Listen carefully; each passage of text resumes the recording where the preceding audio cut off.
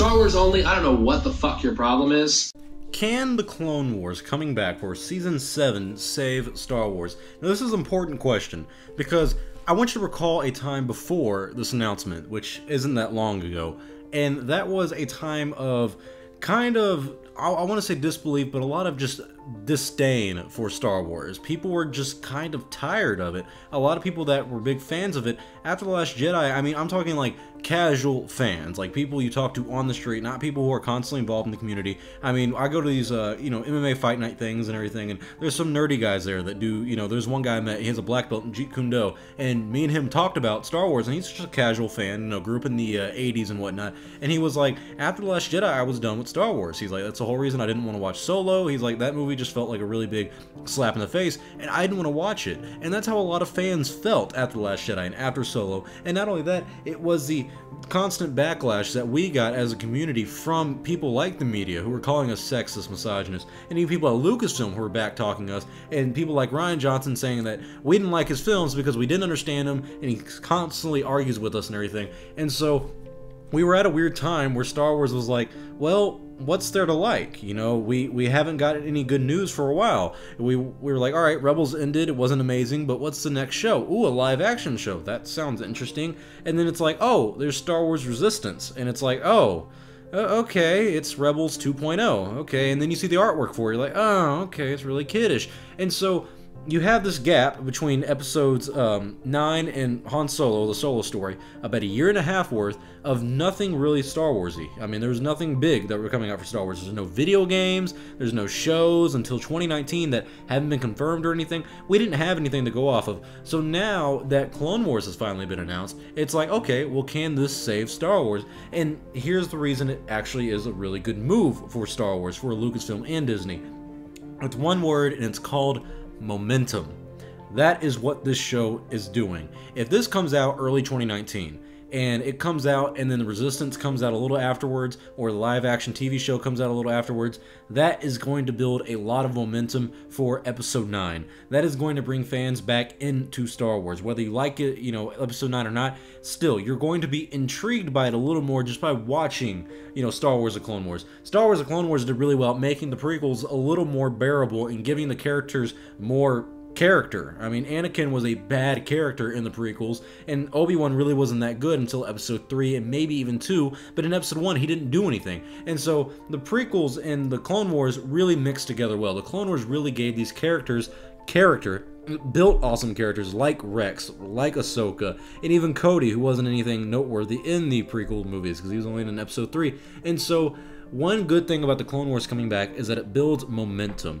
And yes, it's going to be on Disney streaming service, and that's the only way you're going to be able to watch it. But one good thing about that is, let's say you're watching the Clone Wars. It comes out in the streaming service, you're watching it, you're paying like $5 a month for it a month.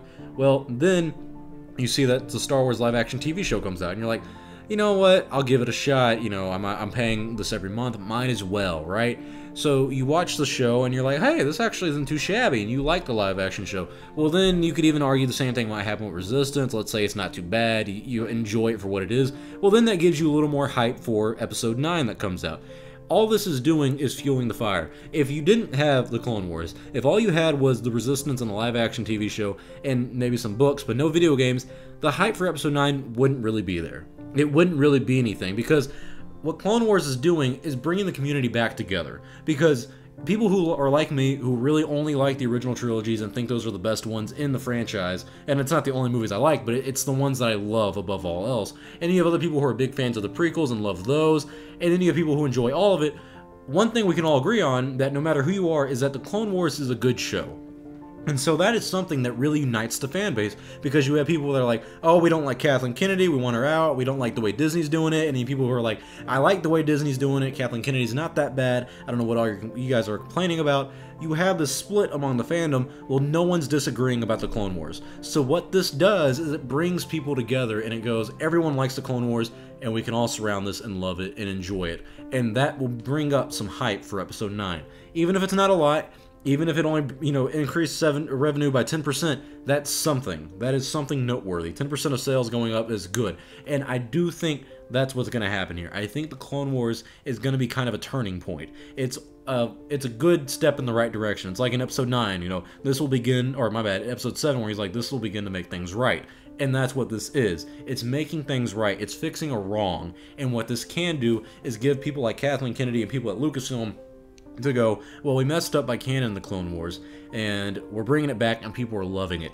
And what else can we do to fix our wrongs? And I like that. I think that's a good place to start, is reviving the Clone Wars. It's almost a clean slate to me, because you bring the Clone Wars back and it's like, wow, I love this show, this is great, it looks amazing. It's not like a trailer where I'm like, oh, you know, it looks okay. It looks good and it looks intriguing, and I can't wait for it to come out, and I know a lot of you can't either. So I think Clone Wars can honestly save Star Wars. I think it can bring momentum, bring back some, you know, creativity. People like Dave Filoni are very creative, and it can finish the story of the Clone Wars and bring people into the new shows, like the live action show, like Star Wars Resistance, and get us more hyped for episode 9, and kind of maybe even give Lucasfilm an idea of maybe we should step back from the movies and focus on shows, video games, and stories like this. New stories like Ahsoka, who is new to most of us because she's not in the original trilogy.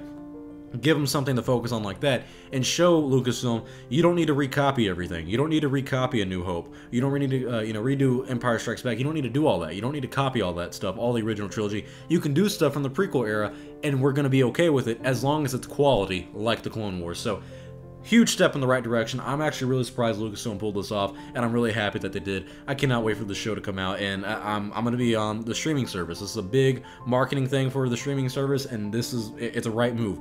The Clone Wars trailer is #1 on trending. That is just showing you that people loved this show, and it will unite the fan base, and I think that's a good step by Lucasfilm. So comment your thoughts below. What do you guys think? Is this a good business move? Are you going to watch the Clone Wars? Or are you not, because it's on Disney streaming service? Comment your thoughts below. I'm Star Wars Only. Hope you guys enjoyed this video.